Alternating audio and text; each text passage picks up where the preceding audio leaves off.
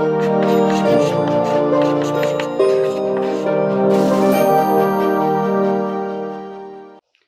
दोस्तों, हम लोग बात कर रहे थे अपने जो पहला परिचयात्मक चैप्टर है उसी का इंट्रोडक्टरी चैप्टर है, जिसमें कौन कौन से चार मेन सेक्टर्स हैं जिसको हम लोग macro economic point of view से देख सकते हैं। तो उसमें पहला आता था हमारा प्राइवेट कैपिटलिस्ट सेक्टर, जिसको हम लोग बोलते हैं निजी पूंजीवादी क्षेत्रक।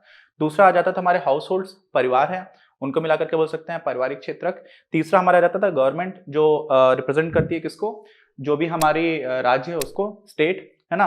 और चौथा जो हमारा आ जाता था वो आ जाता था हमारा इंपोर्ट एक्सपोर्ट यानी कि बाह्य क्षेत्रक। अब इन्हीं सारे सेक्टर्स को हम लोग एक एक करके थोड़ा डिटेल में देखेंगे, ठीक है। तो चलिए स्टार्ट करते हैं सबसे पहले हमारे सरकार से।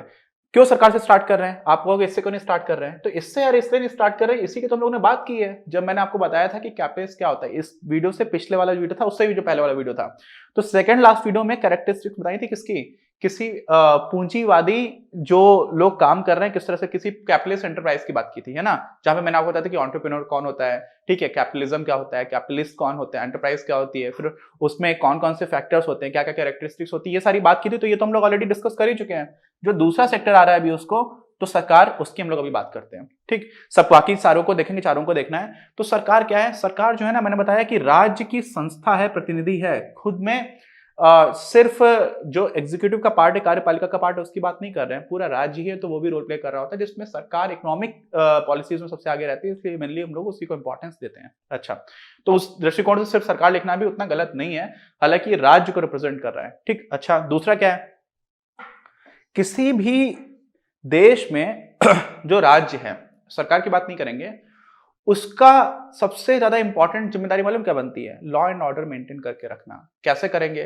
वो कानून बनाएंगे, उन कानूनों को बना करके उनको लागू करेंगे। क्यों? क्योंकि रूल ऑफ लॉ, लॉ चल रहा है, जो कानून है उसका अधिकार है। अब कोई राजा अधिकार नहीं करता है, ना प्रधानमंत्री करते हैं, कानून करते हैं, ठीक है। कम से कम जो थ्योरी है उसमें तो यही चीज रहती है, काफी हद तक हम लोग प्रैक्टिस करने की कोशिश भी कर रहे हैं धीरे धीरे। तो उसमें क्या है कि कानून बनाना ये सबसे इंपॉर्टेंट है, उसके बाद से उन्हें लागू करना और साथ में न्याय दिलाना, ठीक है। क्यों? क्योंकि अगर न्याय नहीं मिल रहा होगा किसी वर्ग को, तो वो उस सिस्टम में रहेगा नहीं, झगड़ा होगा, लोग अलग हो जाएंगे। तो ये सारी चीजें क्या होती है? एकदम प्राथमिक जिम्मेदारी है। तो क्या यहां पर सीधे तौर पर हमें कोई भी आर्थिक गतिविधि दिखती है राज्य की? नहीं दिखती है। राज्य का काम मुख्य रूप से आर्थिक गतिविधि में सम्मिलित होना सीधे तौर पर नहीं है, आमतौर पर ये एकदम बेसिक काम है। अच्छा, तो क्या हुआ? हम लोग तो अर्थशास्त्र पढ़ रहे हैं, तो अगर आर्थिक कार्य भी देखे जाएंगे तो वहां पर भी रोल आता है। क्या, कैसे कैसे आता है? सरकार को अपना खुद का खर्चा चलाने के लिए पैसों की जरूरत पड़ती है, तो मेनली सरकार टैक्स लगाती है लोगों पर कि हम आपको ये सारी चीजें दे रहे हैं, आपको न्याय दिला रहे हैं, आपको सुरक्षा दे रहे हैं। तो इन सारी चीजों की वजह से क्या हो जाएगा? हमें पैसा चाहिए, और वो कहां से लाएंगे? हम आप ही लोगों के ऊपर क्या लगाएंगे? टैक्स लगाएंगे। तो कर लगाना ये एक फैक्टर है। दूसरा क्या है? सार्वजनिक आधारभूत संरचनाओं का निर्माण करना। रोड्स पहुंचानी है गांव तक, है ना, पोर्ट्स डेवलप करने, बंदरगाह डेवलप करने हैं, एयरपोर्ट्स डेवलप करने हैं, बिजली पहुंचानी है, टेलीकम्युनिकेशन पहुंचाना है। उसके पहले पोस्ट डिपार्टमेंट हुआ करता था, पोस्ट एंड टेलीग्राफ डिपार्टमेंट जो है वो अभी भी पूरी तरह से सरकारी डिपार्टमेंट है। तो इस तरह की चीजें जो बाकी आर्थिक गतिविधियों को तेजी दें, और साथ में रोड या फिर इस तरह का जो भी इंफ्रास्ट्रक्चर है उसको कंट्रोल करना बहुत बोलते हैं ना कि अगर मान लीजिए मैं बोल दूं हवा पर टैक्स है, ठीक है, या हवा साफ करने पर, हवा पर नहीं, हवा साफ करने के पैसे ले जाएंगे, तो जो गरीब आदमी वो तो देगा नहीं। पैसे वाला भी सोचेगा कि मैं दे रहा हूं, लेकिन ये गरीब आदमी को तो मैं रोक तो पा नहीं रहा हूं, पूरा एनवायरमेंट साफ हो रहा है। तो बहुत सारी चीजें ऐसी होती हैं जो पब्लिक गुड नेचर की होती है, इनको हम लोग बोलते हैं क्या? पब्लिक गुड्स बोलते हैं, ठीक है। क्या बोलते हैं आपको मैं आगे पढ़ाऊंगा, पब्लिक गुड्स, ठीक है। बहुत सारी चीजें ऐसी होती हैं जिनसे आप लोगों को एक्सक्लूड कर ही नहीं सकते हो, तो इनको हम लोग बोल देते हैं पब्लिक गुड्स, ठीक है। ऐसी वस्तुएं हैं। अब आप जो पैसे नहीं भी दे रहा उसको नहीं हटा सकते, तो कोई भी पैसा नहीं दे रहा होता है, ठीक है, तो फ्री राइडर्स आ जाते हैं इसमें। इस तरह की चीजों को हम लोग क्या करते हैं, क्योंकि इस तरह की बहुत सारी चीजें हैं, रियलिटी है, तो उनके लिए सरकार पैसे दे रही होती है। सरकार देखती है क्योंकि इनका महत्व है और पैसे को देगा नहीं, देखो बनाना तो है ही है, तो सरकार यहां पर आ जाती है। तो सरकार का ये भी इंपॉर्टेंट आर्थिक कार्य हो जाता है, ठीक। लेकिन फिर भी बहुत सारी ऐसी वस्तुएं सीधे तौर पर सरकार की बनाना जिम्मेदारी नहीं होती है। लेकिन उसके बावजूद होता क्या है, राज्य कई बार प्रत्यक्ष रूप से सीधे सीधे उत्पादन भी कर रहा होता है कि हम भी कुछ बनाएंगे, मान लो कुछ भी बना सकते हैं, ट्रक्स बनाएंगे मान लीजिए, या फिर कार्स बनाएंगे, सरकार बना सकती है, सरकार की कोई कंपनी काम कर सकती है। जो काम निजी क्षेत्र कर सकता है वो सरकार भी कई बार कर रही होती है प्रत्यक्ष रूप से। क्यों कर रही होती है? बहुत सारे उसके कारण भी होते हैं, कई बार इस तरह के कारण भी होते हैं कि सोशलिस्ट सिस्टम है तो बात ही अलग है, लेकिन हम लोग अगर कैपिटलिस्ट यानी पूंजीवादी अर्थव्यवस्था की बात करें तो वहां पर कभी कभी ऐसे कारण भी आ जाते हैं कि सरकार इसलिए काम कर रही है क्योंकि ये सारी चीजें भी थोड़ी जरूरी नेचर की हैं, इसेंशियल गुड्स हैं, और यहां पर प्राइवेट सेक्टर में कहीं पर एक इंसान के पास इतनी ज्यादा ताकत ना पहुंच जाए तो वस्तु का दाम कंट्रोल्ड है। इस तरह के कारणों की वजह से भी कर सकते हैं। और कई जगह होती है जहां पर इकोनॉमिक्स ऑफ स्केल, बहुत बड़े स्तर का इन्वेस्टमेंट चाहिए जो कोई प्राइवेट इंसान कर ही नहीं सकता, तो सरकार वहां पर आगे आ जाती है। इस तरह की चीजें जो कि हमारे देश में आजादी के समय पर किया गया था, इस तरह की चीजें होती हैं। ठीक, अच्छा, तो सरकार जो है ना वो हमारे यहाँ पर क्या कर रही है कि इस तरह का भी रोल प्ले करती है। आपको ओएनजीसी मिलेगा, है ना, एचएएल है, वो भी एक तरह की सरकारी कंपनी जो हमारे तेजस बना रही है, प्राइवेट कंपनी नहीं है। ऐसे ही बहुत सारे ऐसे पब्लिक सेक्टर अंडरटेकिंग्स हैं जो हमारे सरकार काम कर रही है। रोड्स बनाने का पीडब्ल्यूडी डिपार्टमेंट है, एनएचएआई है, national highway authorities of India. तो इस तरह के बहुत सारे डिपार्टमेंट्स भी हैं, उन्हीं के अंदर की बॉडीज हैं जो इस तरह का काम कर रही है सीधे सीधे, जो प्राइवेट सेक्टर भी कर सकता है। ठीक, तो ये क्या हो गया, सरकार का आर्थिक कार्य हो गया। प्राइवेट सेक्टर की बात कर चुके हैं, आप सरकार की बात भी कर लिया। बात करते हैं हाउस होल्ड्स की। किसकी बात करते हैं? House holds. हाउस होल्ड्स को हम लोग बोलते हैं पारिवारिक क्षेत्र हिंदी में। अच्छा, इसमें क्या है, परिवार से तात्पर्य क्या है? किसी एकल व्यक्तिगत उपभोक्ता को भी हम परिवार बोल सकते हैं, ये समझिएगा, या फिर कुछ लोगों को मिला करके, कुछ व्यक्तियों के समूह को। कौन? जो लोग अपने उपभोग से संबंधित निर्णय स्वयं लेते हैं। अब कुछ लोग हैं अगर घर में, तो हो सकता है कि वो लोग सामूहिक रूप से डिसाइड कर रहे हो, है ना, या कोई एक अकेला इंसान है तो व्यक्तिगत रूप से भी कर सकता है। किसी परिवार में मुखिया भी होता है तो कई बार पूरे परिवार के लिए भी डिसाइड कर सकता है। लेकिन ये लोग क्या कर रहे हैं? उपभोग से संबंधित जो निर्णय है ना वो खुद के लिए ले रहे हैं। तो ये बात समझना आपके लिए इंपॉर्टेंट है, समझ रहे हैं? ये उपभोग से संबंधित निर्णय स्वयं ले रहे हैं। अच्छा, तो इनका भी क्या हो गया? इनका भी कॉन्ट्रीब्यूशन हो गया हमारी इकोनॉमी में, किस तरह से आप समझिएगा। अभी समझते हैं। देखिए, जो लोग हैं हाउस होल्ड्स, वो क्या करते हैं? वो बचत कर रहे होते हैं और वो लोग कर अदा करते हैं। कर किसको देना है? आप याद करिए, सरकार कर लगाती है। कर किस पे लगाती है? लोगों पे लगाती है। तो लोग क्या करते हैं? कर दे रहे होते हैं, टैक्स देते हैं, साथ में बचत भी करते हैं, और साथ में क्या करते हैं? मांग भी करते हैं, कंजम्पशन भी करते हैं। ठीक है, तो बचत और कर प्लस मांग। मांग बहुत इंपॉर्टेंट है, मांग के बिना चीजें चल नहीं सकती। भारत में पिछले कुछ समय में इकोनॉमिक स्लोडाउन है, जिसमें बोला जा रहा है कि कंज्यूमर डिमांड ही नहीं कर रहा है, डिमांड कम हो गई, मोटरसाइकिल्स कम बिक रही है, कार्स कम बिक रही है, तो लोग जो है ना वो डिमांड नहीं कर रहे हैं। तो लोग कौन है? जो घरों में है, हाउस होल्ड्स है। तो आप ये सोचो कि इनके पास पैसा आएगा कैसे? भाई, इनको सामान कंज्यूम भी करना है, मांग करनी है, इनको बचत भी करनी है ना, इनको पैसे सेव भी करने, टैक्स भी देना है, तो पैसा कहां से आएगा? ये लोग कुछ अलग थोड़े ही हैं, ये वही लोग हैं जो हमारे यहाँ पर कॉर्पोरेट सेक्टर में काम कर रहे हैं। ये वही लोग हैं जो हमारा जो प्राइवेट कैपिटलिस्ट सेक्टर है, निजी पूंजीवादी क्षेत्र, उसमें काम कर रहे हैं, या फिर सरकारी विभागों में काम कर रहे हैं। तो ये लोग कौन है समझिएगा? जो परिवार है ना, इसके लिए उन्हें पैसे कहां से मिलते हैं, ये क्वेश्चन उठा। तो इसका उत्तर क्या आया कि परिवार अंततः लोगों से ही तो मिलकर के बना हुआ है। ठीक है, अंततः क्या है? लोगों से मिलकर ही बना हुआ है। और लोग क्या करते हैं? जो लोग है ना, वो आपके फर्मों में श्रमिकों के रूप में काम करते हैं, जिसके बदले उनको मजदूरी मिलती है। ठीक है, ठीक, वेज मिलती है। इसको इंग्लिश में बोल देते हैं वेज। अच्छा, ऐसे ही लोग सरकारी विभाग में काम करते हैं तो उनको वेतन मिल जाता है, सैलरी मिल जाती है ना। ऐसे ही यानी कि सरकार का भी हिस्सा है लोग, और जो हमारा प्राइवेट सेक्टर था उसका भी हिस्सा हो गया। और ऐसे ही प्राइवेट सेक्टर में भी दो चीजें हो गई, एक तो मालिक होते तो हो सकता है कि जो स्वामी है वो भी तो घर में रह रहे हैं, तो वो लोग भी हैं। अब जो लोग स्वामी हैं वो क्या कराते हैं? वो लोग लाभ कमाते हैं क्योंकि वो एंटरप्रेन्योर्स हैं, बिजनेसमैन है। अच्छा, फिर क्या हुआ? लोग ही ऐसे हैं जिनके पास कोई जमीन के मालिक है, जमीन की मिल्कियत है। क्यों? क्योंकि हमारे कैपिटलिस्ट सिस्टम में जमीन की मिल्कियत का कॉन्सेप्ट होता है। और ऐसी स्थिति में क्या हो सकता है? ये लोग किराया कमा सकते हैं। जमीन आपने दे दी किसी को तो आप उस पर किराया वसूल कर रहे हो। और ये लोग क्या कर सकते हैं? किसी को पूंजी भी दे सकते हैं। मैं आपको लोन दे रहा हूं तो आपको पैसे की जरूरत है, मैंने आपको पैसे दिए तो वो एक तरह की पूंजी दे दी आपको, तो उस पर मैं क्या कमा सकता हूं? ब्याज कमा सकता हूं। ठीक, तो ये लोग यहां से पैसे लेकर के आ रहे हैं। ठीक, इतनी सारी मजदूरी है, वेतन है, ब्याज है, किराया है ना, और आपका लाभ है, प्रॉफिट है, ये सारी चीजें हो गई। तो ये लोगों के पास पैसा आ गया।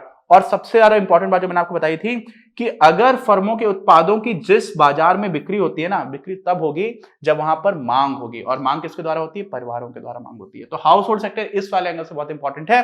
अगर demand coming from the house hold है ही नहीं, कम होती जा रही है, तो अर्थव्यवस्था नीचे जाएगी। अच्छा, फिर क्या हुआ?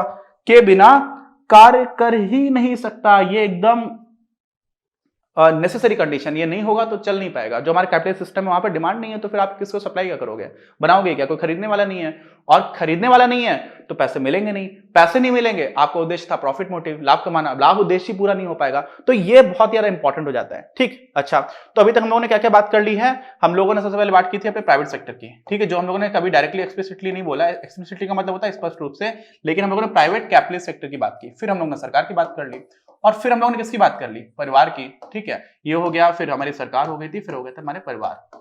लेकिन आप समझिए कि अभी जो भी आधुनिक अर्थव्यवस्था है ना, उसमें क्या क्या ये घरेलू अर्थव्यवस्था बना रहे हैं। क्या मिलकर के बना रहे हैं, ये तीनों ही जो है वो मिलकर के बना रहे हैं घरेलू अर्थव्यवस्था, ठीक। घरेलू मतलब डोमेस्टिक इकोनॉमी। अब इसी में विश्व से भी तो लेना देना है भाई, हमारा आपस में काम थोड़ी चल जा रहा है, हम एकदम आइसोलेशन में अलग थोड़ी रह रहे हैं कि हमारा नॉर्थ कोरिया का भी ऐसा नहीं चलता, लेकिन नॉर्थ कोरिया भी नहीं है, हम तो पूरी दुनिया के साथ मिलजुल के रह रहे हैं, हमारा काफी ट्रेड होता है। तो विश्व के सारे देश जो है ना, उनके साथ हम व्यापार करते हैं, तो हमारा व्यापार हो रहा है बाहर के लोगों के साथ, इसलिए बाहर वाला जो सेक्टर है उसको हम लोग क्या बोल देते हैं, एक्सटर्नल सेक्टर, वो भी बहुत इंपॉर्टेंट है। तो ये जो बाहर का क्षेत्र आता है इसी को हम लोग बोलते हैं बाह्य क्षेत्र, और कई बार बाह्य क्षेत्र को हिंदी में क्षेत्रक भी लिख देते हैं, एक्सटर्नल सेक्टर, ठीक है। तो ये क्या हो जाता है, बाह्य क्षेत्रक, ऐसे समझ लीजिए, ये आपका हो गया। अब क्या हुआ, बाह्य क्षेत्र का मतलब क्या है, इसमें देखो दो चीजें हैं, सबको पता है, जो चीजें आप अपने यहां से बाहर बेच रहे होते हैं, जब कोई देश अपनी घरेलू वस्तु विश्व के अन्य देशों में बेचते हैं, यहां से बाहर जा रहा है तो निर्यात, बहुत आसान याद रखना, जो आया वो आयात, ठीक है। उसको इंग्लिश में क्या बोल देते हैं, इसको बोल देते हैं लोग एक्सपोर्ट्स, ठीक है। यहाँ पे लिखा भी एक्सटर्नल, ये तो एक्सटर्नल नहीं है, यहाँ पर एक्सपोर्ट्स, सॉरी वो तो एक्सटर्नल बाह्य क्षेत्र के लिखा हुआ है। और ये क्या हो जाता है आपका आयात, जो आया मतलब इंपोर्ट्स, इंग्लिश में लिख देते हैं, जो चीज आपने बाहर से खरीद ली, बस इतनी सी चीज है, जब कोई देश विश्व के अन्य देशों से कोई वस्तु खरीदता है। अच्छा, तो ये हमारा इंपोर्ट एक्सपोर्ट हो गया, ये बाह्य सेक्टर हो गया। अब ध्यान रखने की बात इसमें ये कि आयात और निर्यात को छोड़ करके भी कई बार ऐसा होता है कि बाहर के देश से में फर्क पड़ता है। बाहर से सिर्फ वस्तुएं नहीं खरीदते हो आप, बाहर से आप सर्विसेज भी खरीदते हो, तो वस्तुएं सर्विसेज दोनों को मिला करके हम इंपोर्ट एक्सपोर्ट बोलते हैं। तो फिर क्या, इसको छोड़ करके क्या फर्क डाल सकता है, इसको छोड़ करके फर्क डाल सकता है, आप बाहर से पूंजी भी लेते हो। तो क्या आता है, हमारे यहाँ पर आती है FDI, फॉरेन डायरेक्ट इन्वेस्टमेंट, ठीक है। सीधे तौर पर जो पूंजी आ रही है विदेश से, ऐसे ही आता है हमारे यहाँ पर फॉरेन इंस्टीट्यूशनल इन्वेस्टर्स होते हैं, तो FIIs भी पैसा जमा कर रहे होते हैं। ये लोग मेनली स्टॉक एक्सचेंज में करते हैं, तो ये उतना अच्छा नहीं माना जाता है किसी अर्थव्यवस्था के लिए। ये किसी अर्थव्यवस्था को तेजी और गति दे सकता है, क्योंकि ये लोग लंबे टर्म के लिए डायरेक्टली इन्वेस्ट कर रहे होते हैं, ठीक। तो FDI भी कहां से आती है, फॉरेन डायरेक्ट इन्वेस्टमेंट है, बाहर से आ रही है ना। तो बाहर से फर्क पड़ रहा है कि नहीं पड़ रहा है, ऐसे हो सकता है कि आपने किसी दूसरे देश में निवेश किया, आपके देश के लोगों ने किसी दूसरे देश में निवेश किया, है ना। जैसे हमारे फ्लिपकार्ट अभी कंपनीज है, सिंगापुर में रजिस्टर्ड है, ऐसी बहुत सारी कंपनीज इंडिया में रजिस्टर्ड नहीं, इंडिया में काम कर रही है। तो हमारे यहाँ के ही लोगों ने कंपनी बनाई, लेकिन बाहर काम कर रहे हैं। और ऐसे इंडियन इंडिविजुअल्स भी हैं जो अमेरिकन स्टॉक एक्सचेंज में मान लीजिए इन्वेस्ट कर रहे हैं। अलग अलग तरीके होते हैं उसमें, डायरेक्टली कई बार आप इन्वेस्ट नहीं कर सकते हो, आंखें से जर्नी, लेकिन कुछ और तरीके भी उसके रहते हैं, वो अलग बात करूंगा। अभी आप समझ लीजिए कि इन सारी चीजों से भी क्या हो रहा है, आर्थिक रूप से प्रभाव तो पड़ ही रहा है ना। तो ये क्या हो गया, डायरेक्टली सिर्फ इंपोर्ट एक्सपोर्ट तक लिमिटेड मत रखिएगा एक्सटर्नल सेक्टर को, जब है तो वो ध्यान रखिएगा, पूंजी को भी आयात और निर्यात किया जा सकता है। ऐसे ही किसी देश की अर्थव्यवस्था में विदेशी पूंजी, जो मैंने अभी आपको बताया, का भी प्रभाव हो सकता है, और साथ ही कोई देश किसी और देश में पूंजी का निर्यात भी कर सकता है, ठीक है। लेकिन यहां पर एक और चीज समझिए, जो उतना तौर पर सीधे तौर पर नहीं माना जाता, लेकिन ऐसे तो बहुत सारे इंडियंस है जो अमेरिका में बहुत अच्छी पोजीशंस पर हैं, बहुत सारा काम कर रहे हैं। बहुत सारे बाहर के लोग भी जो इंडिया में आते हैं, इंडिया में खासतौर से नेपाल और भूटान से बहुत लोग आते हैं, तो वो भी हमारी इकोनॉमी में आकर काम कर रहे हैं। तो लोगों का भी फर्क पड़ता है, ऐसा नहीं कि लोगों का नहीं पड़ता, हालांकि लोग वहीं के सिटीजन हैं। तो हम देश की अगर बात करेंगे तो दो चीजें होती है, एक होता है आपका GDP, ठीक है, ग्रॉस डोमेस्टिक प्रोडक्ट, और एक होता है आपका GNP, ग्रॉस नेशनल प्रोडक्ट। जब ग्रॉस नेशनल प्रोडक्ट की बात करते हैं तो हम उन लोगों की बात करते हैं जो किसी देश के नागरिक हैं, और जब ग्रॉस डोमेस्टिक प्रोडक्ट की बात करते हैं तो हम किसी देश की सीमा के अंदर की बात करते हैं। मान लीजिए हमारा भारत देश है, उसका ये हमारा दक्षिण कोस्ट है, और उसके बाद से ये जो हमारा पूरे देश के अंदर रहने वाले जो लोग भी जिन वस्तुओं और सेवाओं का निर्माण कर रहे हैं, उनकी किसी एक टाइम पीरियड के अंदर जितने भी वस्तुओं और सेवाओं का निर्माण हुआ, उनकी फाइनल वैल्यू जो होती है मॉनेटरी टर्म्स में, उसको हम लोग जीडीपी बोल देते हैं, सकल घरेलू उत्पाद बोल देते हैं। लेकिन कोई भारतीय यहां से बाहर अगर अमेरिका में भी रह करके काम कर रहा है ना, तो उसकी अर्निंग को भी हम जोड़ेंगे, कब, जब हम लोग जीएनपी निकाल रहे होंगे। लेकिन जीएनपी में जो अमेरिकन या किसी भी दूसरे देश के लोग भारत में रह करते हुए क्या कर रहे हैं, कुछ उत्पादन कर रहे हैं, उनकी अर्निंग को घटा देंगे, तो हम लोग निकाल देते हैं वहां से जीएनपी, ठीक। तो इसको मैं आपको अलग से कभी पढ़ा दूंगा, है ना, मैक्रो इकोनॉमिक्स में ही आएगा, आगे ही आने वाला है अपने आगे के चैप्टर्स में, तो ब्रीफ में मैंने आपको ये बता दिया। तो ये सारी चीजें हैं। तो हम लोगों ने इस हिसाब से जो अपना पहला इंट्रोडक्टरी चैप्टर था कंप्लीट कर लिया। उम्मीद है आपको काफी ठीक से समझ में आया होगा, बहुत इंपॉर्टेंट भी, इंटरेस्टिंग भी है। और आमतौर पर जो आम इंसान होता है ना, वो मैक्रो इकोनॉमिक्स फॉलो करता है, माइक्रो इकोनॉमिक्स नहीं करता है। माइक्रो इकोनॉमिक्स हम लोग पढ़ चुके हैं, पहले मैंने वही कंप्लीट की, क्योंकि उसके बाद से हमारी अंडरस्टैंडिंग ज्यादा बेहतर बन रही होती है, ठीक है। तो उम्मीद है कि सारी चीज आपको क्लियर होगी। कोई डाउट अगर है तो पूरा चैप्टर देखने के बाद भी कोई डाउट बचा हुआ है तो प्लीज कमेंट बॉक्स में लिख करके बताइए। मिलते हैं हम लोग अपने अगले वीडियो में अगले चैप्टर के साथ, और आपके कोई सजेशन हो तो जरूर लिखिएगा कमेंट बॉक्स में। जय हिंद, जय भारत।